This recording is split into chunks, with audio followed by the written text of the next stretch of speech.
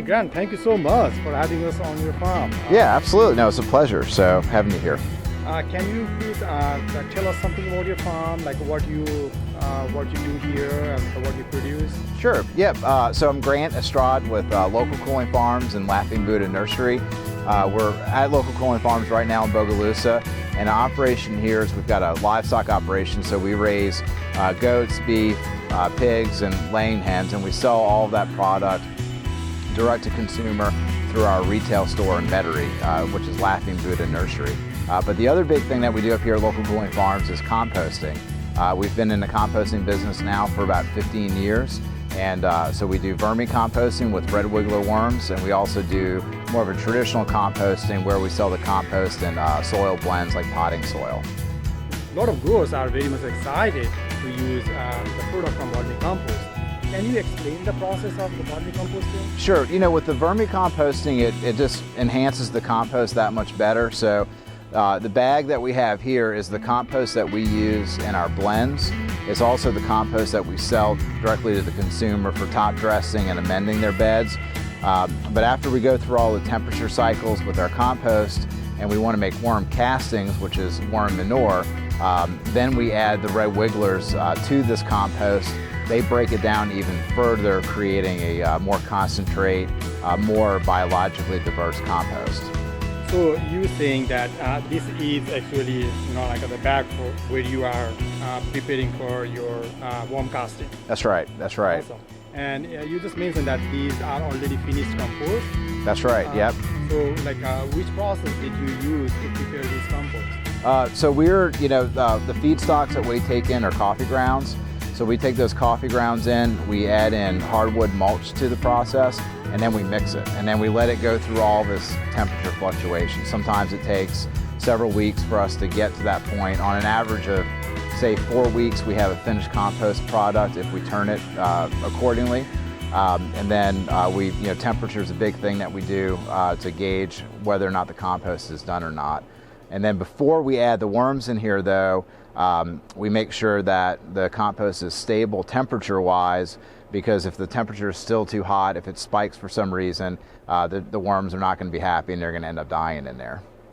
Now I saw that you have a nice thermometer over here. Can you show us how you measure the temperature? That's right. So when these bags have 1 cubic yard in them, and so after we place the compost in there, we do end up throwing into another heat cycle, and we may go into the 85, 90 degree realm when we do that. So we want to make sure that we test the temperature to make sure that we've got a good low temperature, happy for the worms. And typically after we fill these bags, we wait about 1 month for everything to stabilize. Mm-hmm. It's probably a little bit longer than we need to, but we just want to make sure that that nothing's going to happen to the worms. So we let them sit for about a month before we put the red wigglers in there.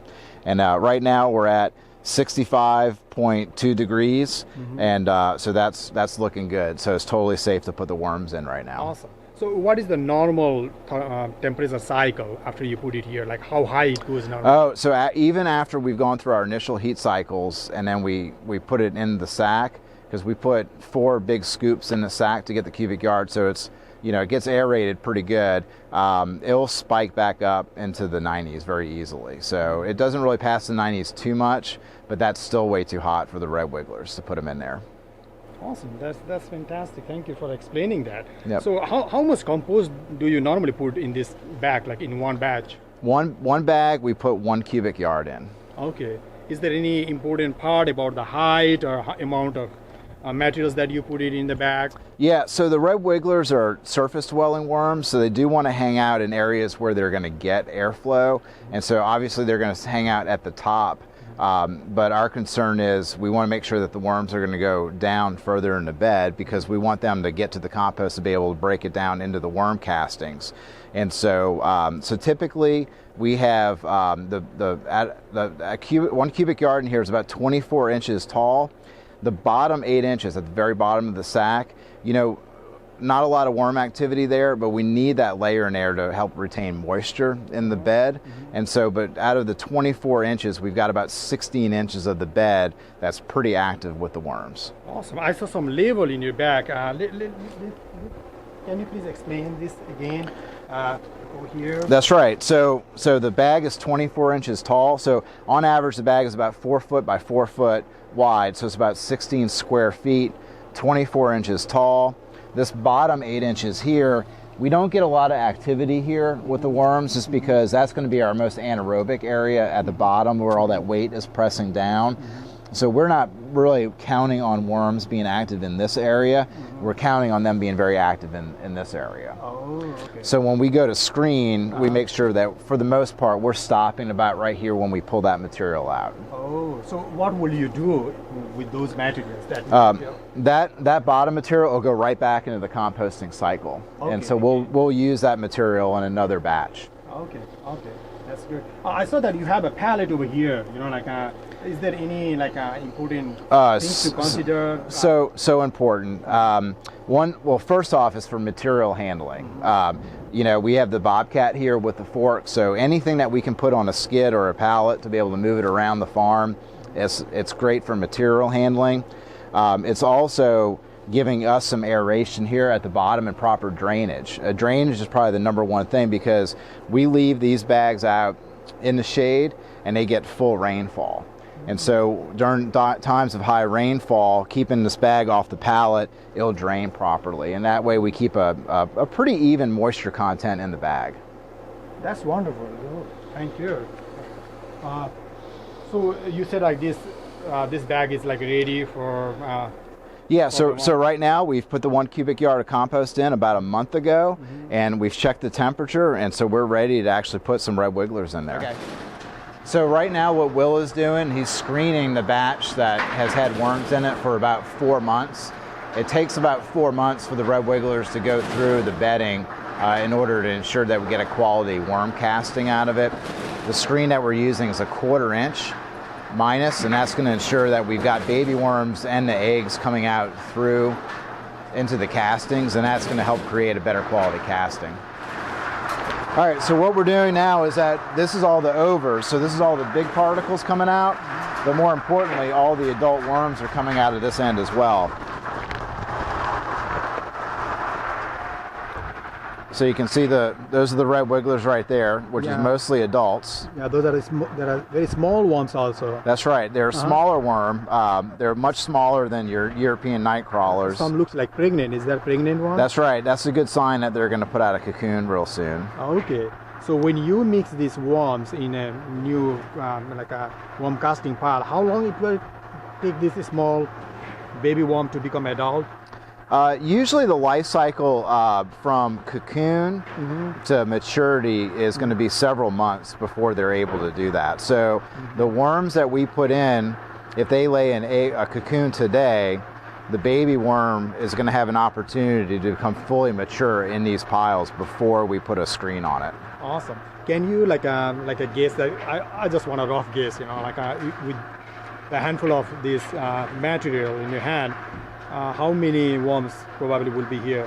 Well, let's say for instance, if it was 1 pound of worms, which is about 1,000 worms. If we put 1,000 worms in the bag in about 4 months, that may very well create about 3 pounds of adult worms, which is going to be several thousand adult worms.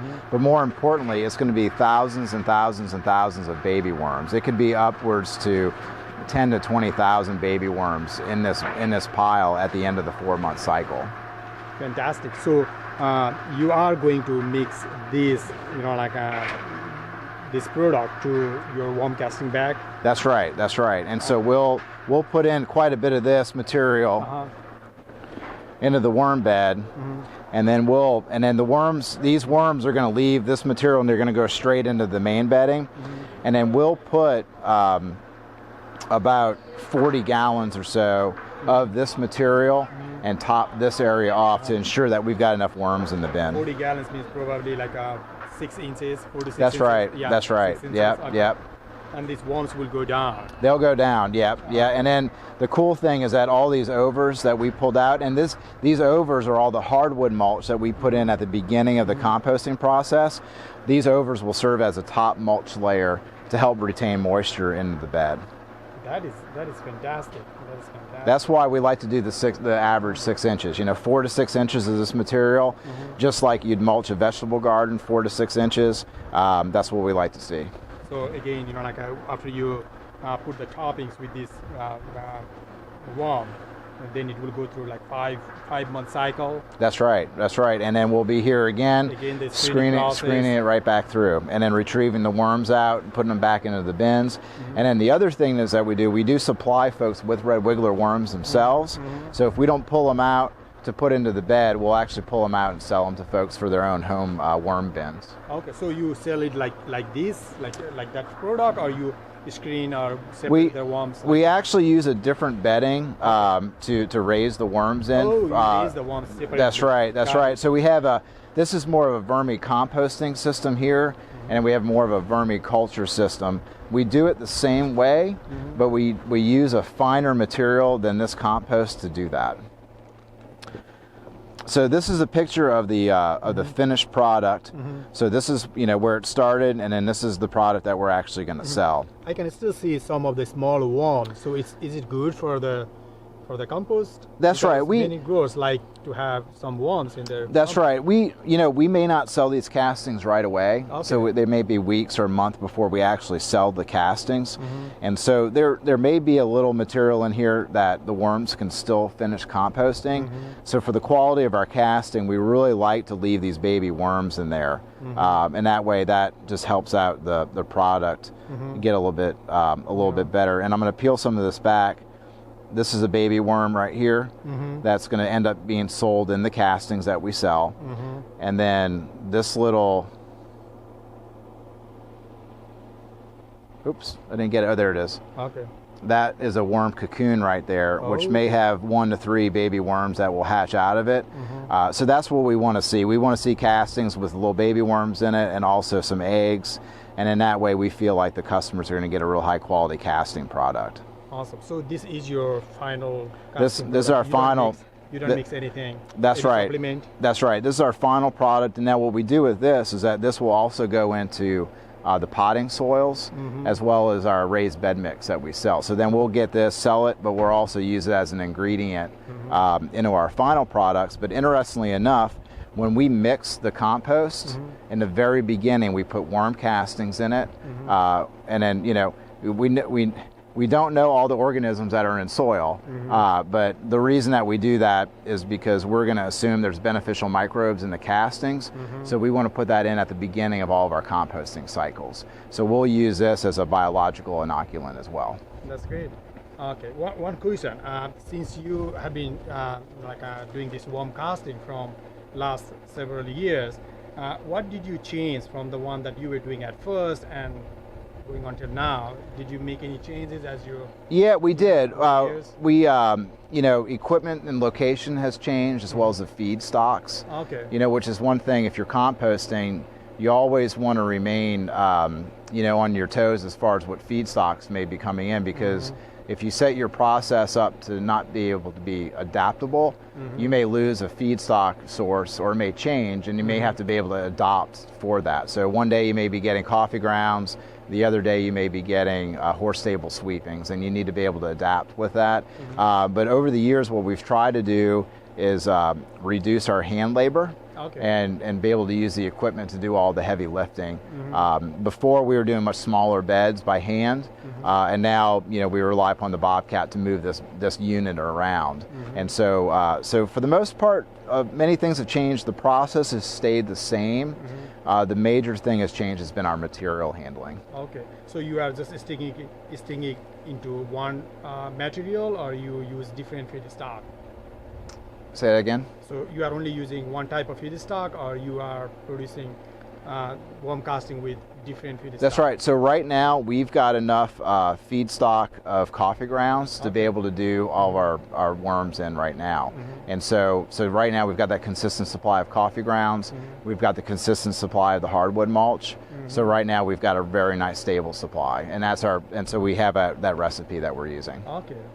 Based on your experience, what is the best feedstock for worm casting? Like, what do worms really like? They'll eat so many different things. The key with the worms is to pre-compost any of the material that you're getting in. So if you're getting in produce scraps, vegetable scraps, if you're getting coffee grounds in, or if you're getting kind of manure, the key is pre-composting it. That's going to stabilize the material, and that's what the worms really do like. But for the most part, the worms are pretty adaptable. I mean, you can feed them cellulose or lignin-based stuff, like even shredded cardboard that's been broken down, to the coffee grounds, to vegetable scraps, so they're very adaptable. That's a really important point, like pre-composting. Like with the pre-composting, you are maintaining the temperature, as well as minimizing any food safety risk associated with that compost. That's right, especially if you're using any animal manures, because this is not a thermal composting process. Ideally, with those feedstocks, you'll go through a thermal composting process. That's going to get rid of any potential pathogen activity in it, and so that compost that you're feeding to the worms has already been pathogen-free, and then now you're dealing with a real stable product. So are there growers using non-composted material for worm casting? They do. You can do that. Okay. You'd have to manage how much you're putting down at one time so the worm bin doesn't get hot. Because if you're constantly adding stuff that's breaking down, your heat may spike in your worm bed, and then you may end up just killing them, or they may end up vacating the bin altogether. They won't do well. So they don't like the heat, so you really need to avoid that heat spike. That's a really fantastic, good point. Using the pre-composting material, you are actually providing really nice environment for the worms. That's right. You're giving it a nice stable pH, stable moisture, a consistent particle supply, particle size, and they just do so much better that way. Okay. Do you have to change the moisture, after you produce the compost? Do you need to change moisture for worm casting, or the moisture content after the composting is fine? The worms are going to like it a little bit on the higher moisture side.